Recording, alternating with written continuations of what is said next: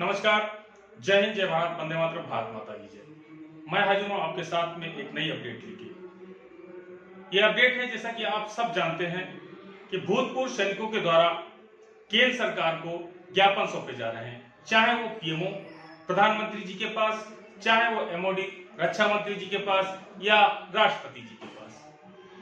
Letter भेजने के बीच माध्यम रहे, कलेक्ट्रेट से भेजे गए हों या किसी मंत्री या विधायक या सांसद के द्वारा। बात आती है, क्या इन लेटरों पे कोई जवाब आ रहा है? इन लेटरों का भेजने का उद्देश्य क्या है? इन लेटर्स भेजने का मुख्य उद्देश्य है ओआरपी रिवीजन में हुई विसंगतियों को लेकर, और भी कई ऐसे मुद्दे हैं, आप सब जानते हैं।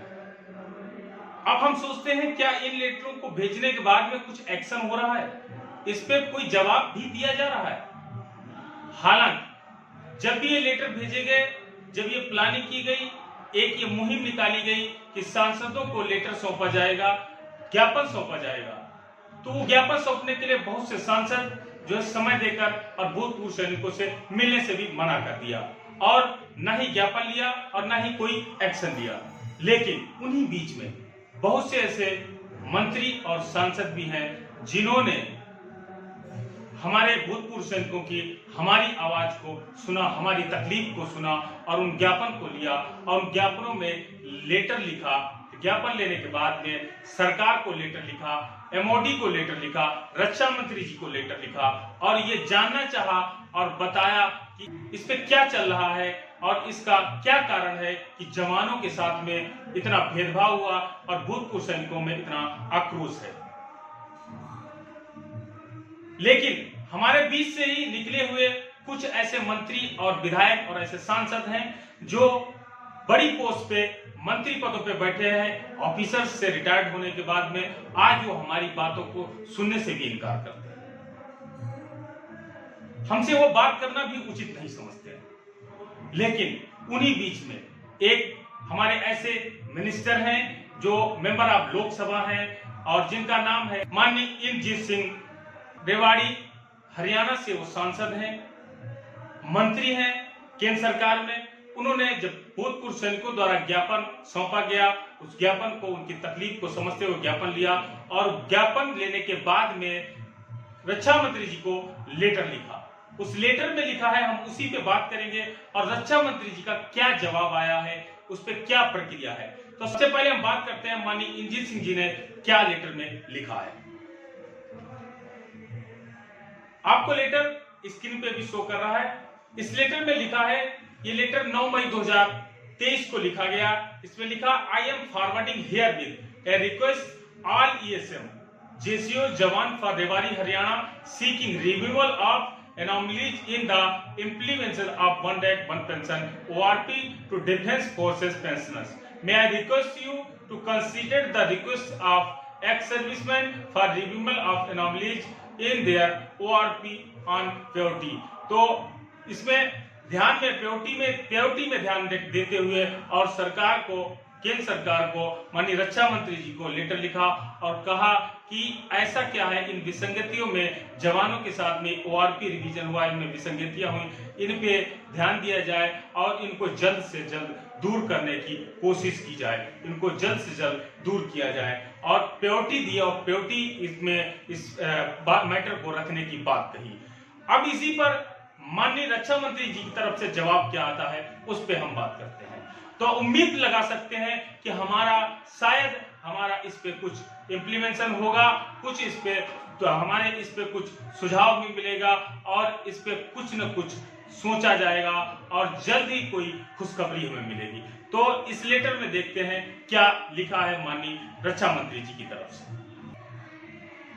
ये जवाब आया है 18 मई, यानी कि 9 मई को लेटर लिखा गया था और इसका जवाब 18 मई यानी कि अगले 9 दिन के बाद में ये जवाब दिया गया। ये जवाब माननीय रक्षा मंत्री राजनाथ सिंह की तरफ से दिया गया। लिखा है, dear Shri Rao Inderjit Singh ji, I am in received of your letter dated 9 May 2023 along with the representation of the ex-serviceman JCU Jawad raising the Rewari Haryana requesting for the implementation of one rank one pension for defense forces pensioners. I am having matter looked into.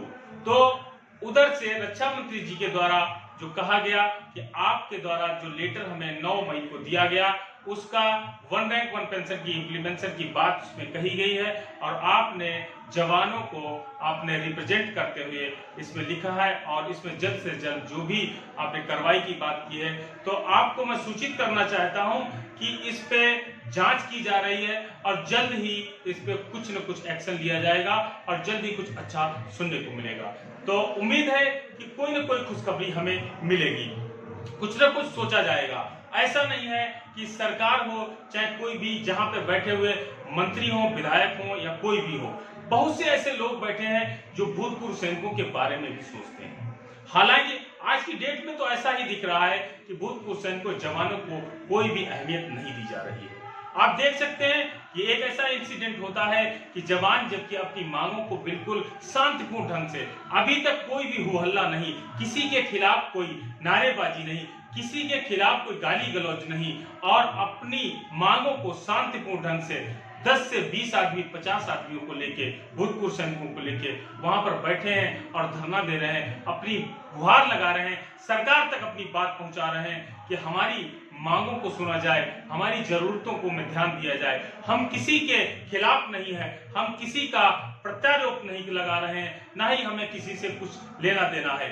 हमने देश की सेवा की है, हमने देश में अपना योगदान दिया है। हमारी मांगों को ध्यान में रखते हुए, हमारी जरूरतों को ध्यान में रखते हुए जो हमारे साथ भेदभाव हुआ है उस पे हमारी सरकार जल्द से जल्द सुने। लेकिन उनके साथ में कुछ ऐसा होता है, पुलिस प्रशासन द्वारा उनको अंदर भी किया जाता है, कस्टडी में लिया जाता है, साथ में पहलवानों का धरना चलता है, उसके चलते जो है गर्मा गर्मी है, इसी गर्मा गर्मी में सैनिकों को भी ध्यान में नहीं रखा जाता। कहा जाता है जय जवान जय किसान और ये नारा बिल्कुल धूमिल होता जा रहा है। जवान भी रोड पे, किसान भी रोड पे। आगे क्या होगा? कौन देश का जवान देश की रक्षा करता है, देश का किसान अन्न पहुंचाता है, लेकिन दोनों बदहाल हैं। दोनों की बदहाल स्थिति को देखते हुए क्या भविष्य में हमारे देश की सरकार क्या इस पे कुछ सोचेगी?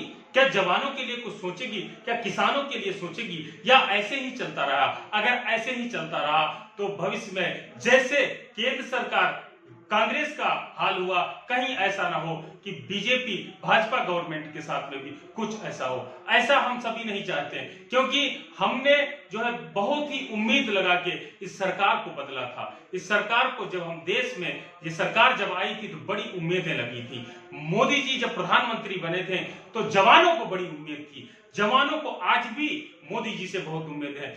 मोदी जी से उम्मीद जवानों को नहीं, हर उस शख्स को है, देश के हर नागरिक को, चाहे वो जवान हो चाहे वो किसान हो, सभी को उम्मीद है। बहुत ही उम्मीदें लेके बैठे हुए हैं, तो ऐसा उम्मीदों पे पानी ना फिरे। मैं उम्मीद करूंगा कि इस वीडियो को आप सभी वायरल करेंगे और ये वीडियो हमारे प्रधानमंत्री जी तक पहुंचना चाहिए और उनको मैं प्रधानमंत्री जी से ये निवेदन करूंगा कि आप से बहुत उम्मीदें जुड़ी हुई हैं, कहीं इन पे पानी ना फिर जाए, कहीं भविष्य को देखते हुए सब मिट न जाए। बहुत चीजें अच्छी हुई हैं, बहुत कुछ बनने जा रहा है, बहुत कुछ अच्छा भी बन रहा है, लेकिन उसी बीच में बहुत कुछ बुरा भी हो रहा है। जो बीच की कड़ियां हैं, उन बीच की कड़ियों को बदलने की जरूरत है, उन बीच की कड़ियों को देखने की जरूरत है, समझने की जरूरत है। सिस्टम वही चला आ रहा है। आज भी सेना के अंदर अंग्रेजों के कानून चल रहे हैं। क्यों? हमारे देश में हर जगह का स्टेशन का नाम बदला जा सकता है, स्टेडियम का नाम बदला जा सकता है। क्या हमारे देश के सेना के अंदर, जो आर्मी के अंदर जो कानून चल रहे हैं, जो आज भी अंग्रेजी कानून लागू हैं, क्या उनको बदला नहीं जा सकता? क्या उन पे कोई कार्रवाई नहीं हो सकती?